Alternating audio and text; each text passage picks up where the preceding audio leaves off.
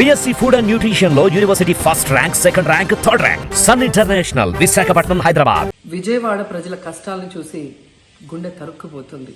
చిన్నపిల్లలు, మహిళలు, వృద్ధులు ఈ వరదల బారిన పడి ఎంత నరకం అనుభవిస్తున్నారో వారి మాటలు వింటుంటేనే మనకు అర్థమవుతుంది. కనీసం చిన్నపిల్లలకి పాలు అందటం లేదు, రోజుల తడబడి తాగేదానికి నీళ్లు అందటం లేదు. ఈరోజు ఎంతమంది వరదల్లో కొట్టుకుపోయారో అర్థం కాని పరిస్థితుల్లో అందరూ కూడా బాధపడుతూ ఏడుస్తూ ఉన్నారు. నిజంగా ప్రజలు ఇన్ని కష్టాలు పడటానికి, ఇంతమంది ప్రాణాలు పోవటానికి ఈ రాష్ట్ర ప్రభుత్వం కారణం కాదని నేను అడుగుతున్నాను. ముఖ్యంగా మంత్రుల విహారయాత్రలు, హాలిడేస్ ఎంజాయ్ చేయడంలో ఉన్న చిత్తశుద్ధి రాష్ట్ర ప్రజల మీద లేదు అని నేను గట్టిగా చెప్పగలను. ఇదేదో నేను విమర్శించడానికి చెప్పటం లేదు. 28వ తేదీనే 30వ తేదీలో వర్షాలు రాబోతున్నాయని చెప్పి వాతావరణం సమాచారం ఇవ్వటం జరిగింది ప్రభుత్వానికి.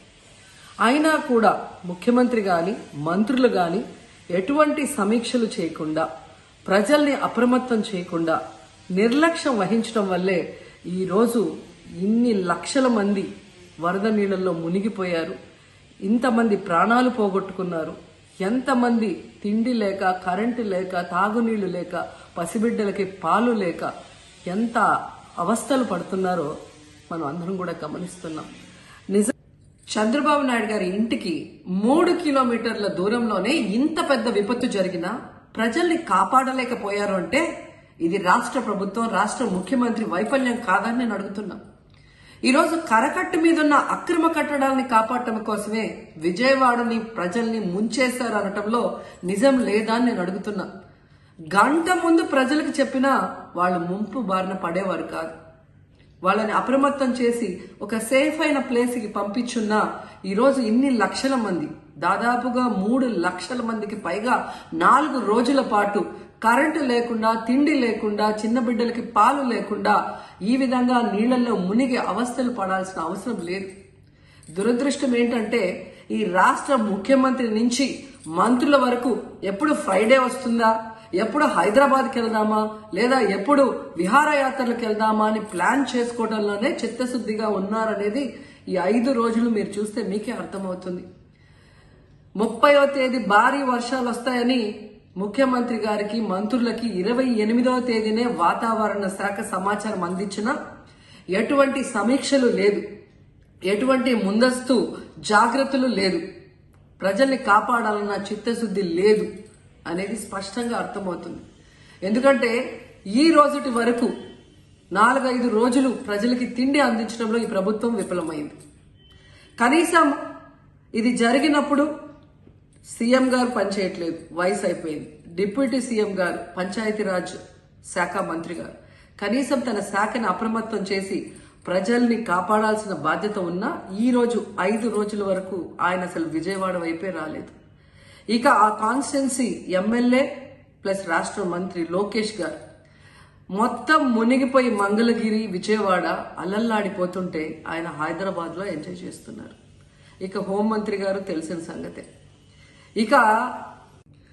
ఇక మున్సిపల్ శాఖ మంత్రి నారాయణ గారు ఈరోజు విజయవాడని ముంచేసింది ఈ మున్సిపల్ శాఖ నిర్లక్ష్యం కాదని నేను అడుగుతున్నా. ప్రజల్ని సురక్షిత ప్రాంతాలకు తరలించే విధంగా ఈ నారాయణ గారు రివ్యూ చేయకపోవటం వల్ల ఈరోజు లక్షలాది మంది నీళ్లలో మునిగిపోయారు. వాళ్ళందరూ కూడా ప్రభుత్వం ఎప్పుడు కాపాడుతుందా అని ఎదురు చూస్తున్నారు. అయినా వీళ్ళకి పట్టింపు లేదు. ఇక రామానాయుడు గారు ఇరిగేషన్ మంత్రి, కనీసం ముందస్తు రివ్యూలు లేదు. కనీసం వరదలు వచ్చి ప్రజలు మునిగిపోతుంటే బోట్లను కూడా కొనుగోలు చేసో రెంట్కి తీసుకొని ఆ ప్రజల్ని తరలించే కార్యక్రమం ఆయన కూడా చేయలేదు. ఇక ఎప్పుడు వరదలు వచ్చినా, భారీ వర్షాలు వచ్చినా ముఖ్యమైన శాఖ రెవెన్యూ శాఖ. అనగాన సత్యప్రసాద్ గారు ఈయన విహారయాత్రలో ఎంజాయ్ చేస్తున్నాడు. కనీసం పునరావాస కేంద్రాలు ఏర్పాటు చేయాలి, మరి ఆ ప్రజలకి పాలు, తిండి అన్ని అందించాల్సిన బాధ్యత ఉన్నా ఏం పట్టించుకోలేదు. సో ఈ విధంగా చంద్రబాబు నాయుడు గారి దగ్గర నుంచి మంత్రులంతా కూడా ప్రజల్ని గాలికి వదిలేసి ఎలా నిర్లక్ష్యం వహిస్తున్నారో చూడండి. ఇప్పటికైనా వాళ్ళు కళ్ళు తెరిచి ప్రజల్ని కాపాడండి అని చేతులెత్తి నమస్కరిస్తున్నా. గతంలో జగనన్న ఏ విధంగా వాలంటీర్ వ్యవస్థ ద్వారా, సచివాలయ వ్యవస్థ ద్వారా ప్రజలకి ఏం కావాలన్నా ఇమీడియట్ గా వాళ్ళకి అందుబాటులోకి తీసుకెళ్లటమే కాకుండా ఏదైనా ప్రకృతి వైపరీత్యం వచ్చినప్పుడు వెంటనే వాళ్ళని సురక్షితంగా కాపాడే విధంగా ఈ సచివాలయ వాలంటీర్ వ్యవస్థని ఉపయోగించుకోండి. జగనన్న మీద కక్షతో ఆ వ్యవస్థల్ని నాశనం చేయడం వల్లే ఈ రోజు ప్రజలకు ఎవరు ఏం అందించలేకపోతున్నారని తెలుసుకోండి. అండ్ ఈరోజు జగనన్న విజన్ ఉన్న నాయకుడు, ప్రజల్ని ప్రేమించే నాయకుడని మరోసారి రుజువు చేసుకున్నారు. ఆయన కట్టించిన ప్రొటెక్షన్ వాళ్ళు లేకపోతే ఇంకా 1,50,000 పైగా కుటుంబాలు మునిగిపోయే ప్రమాదం ఉండేది. ఈరోజు ఆ ప్రాంతమంతా సేఫ్ గా ఉంది విజయవాడలో ఒక సైడ్ అంటే అది జగనన్న ప్రజల పట్ల ఉన్న అభిమానంతో ఆ ప్రొటెక్షన్ వాల్ కట్టించడం అనేది కూడా మనం అందరం గుర్తుంచుకోవాలి.